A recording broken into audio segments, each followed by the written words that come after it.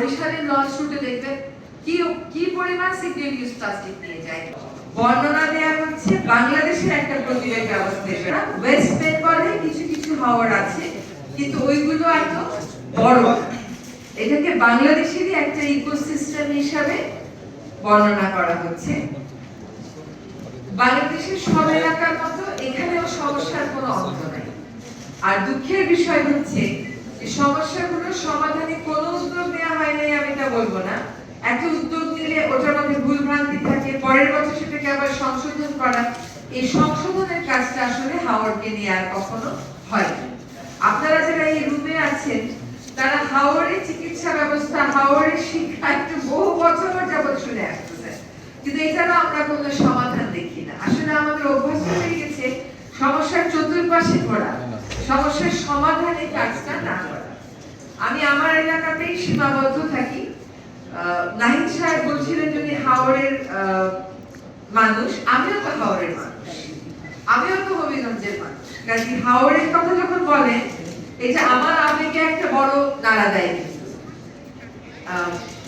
হাওরটাকে যারা দেখেননি, আমি যখন এই দায়িত্বে আসার আগে বিশ্ববিদ্যালয়ে পড়াতাম এবং আবারও ইনশাআল্লাহ পড়াবো, আমি বাচ্চাদের মানে স্টুডেন্টদের কাছে থেকে এক্সপ্লেইন করতাম হাওরটাকে এইভাবে, এটা হচ্ছে মিঠা পানির সমুদ্র। এই মিঠা পানির সমুদ্রটা যখন আপনি বর্ষার আগে দেখবেন এখানে সবুজ বোরো ধান হচ্ছে, বোরো ধান কাটবার এক সপ্তাহের মধ্যেই দেখবেন এটা পানিতে ছেয়ে গেছে, আবার পানি নামবার এক সপ্তাহের মধ্যেই আবার দেখবেন ওইখানে আবার ধান রোপণ করা হয়েছে।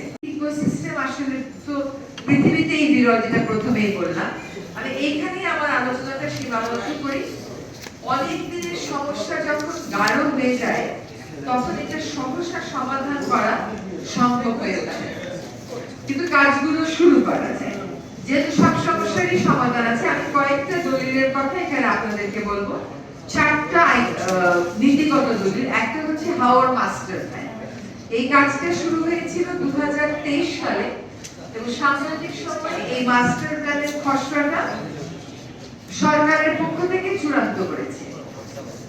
তো বুঝতেই পারছেন যে আমি দায়িত্ব নেওয়ার আগেই এটার কাজ শুরু হয়ে গেছিল, পরে নতুন করে ডিজাইন করার সুযোগ ছিল না। আসলে এটা আপডেট করা হচ্ছে, আগের মাস্টার প্ল্যানটাকে আপডেট করা হচ্ছে।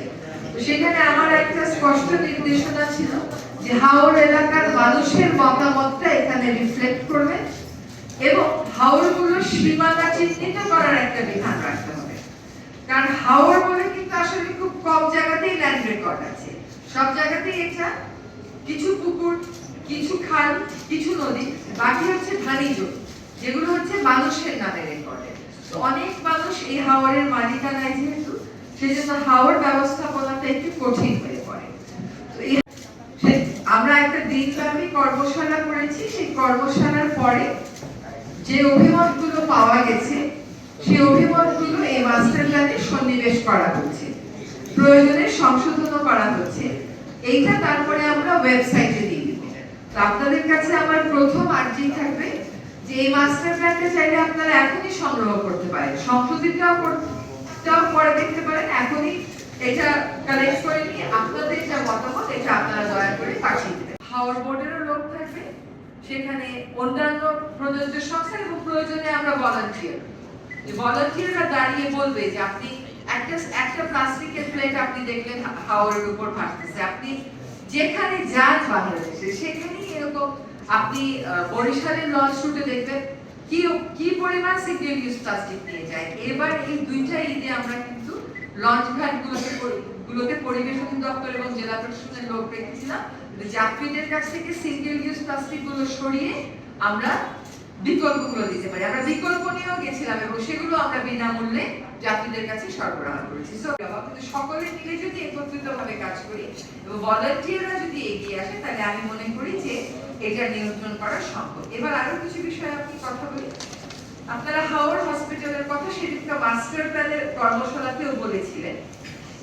এটা যদিও আমার আওতাভুক্ত না, তারপরে ওইখানে বসেই আমি কিন্তু স্বাস্থ্যের যিনি বিশেষ সহকারী তার সাথে যোগাযোগ করেছিলাম যে ভাসমান হাসপাতাল দেয়া যায় কিনা। এরই ধারাবাহিকতায় ফ্রেন্ডশিপ বলে একটা এনজিও আছে, তাদেরকেও মিনিস্ট্রিতে ডেকেছিলাম, তাদের সাথেও কথা বলেছি। যে আমাদের জলবায়ু পরিবর্তন ট্রাস্ট ফান্ডের অধীনে হাওর এলাকার মানুষের অ্যাডাপ্টেশন ক্যাপাসিটি বাড়াতে এমন করা যায় কিনা। এটার হিসাবটা অত সহজ না যত সহজ করে আপনারা বলে ফেলেন।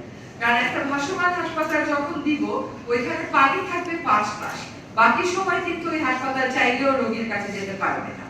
তাহলে কি রিভার অ্যাম্বুলেন্সের সংখ্যা বাড়াতে হবে?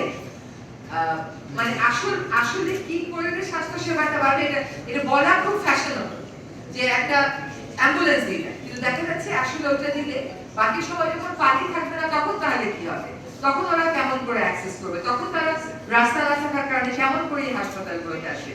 তো আপনাদেরকে একটু শুধু জানিয়ে রাখার জন্য যে আমরা কিন্তু এটা নিয়ে চিন্তা ভাবনা করছি, কতটুকু করতে পারবো সেটা জানি না, তবে একটা প্র্যাকটিক্যাল সলিউশনে যাওয়ার চেষ্টা করব।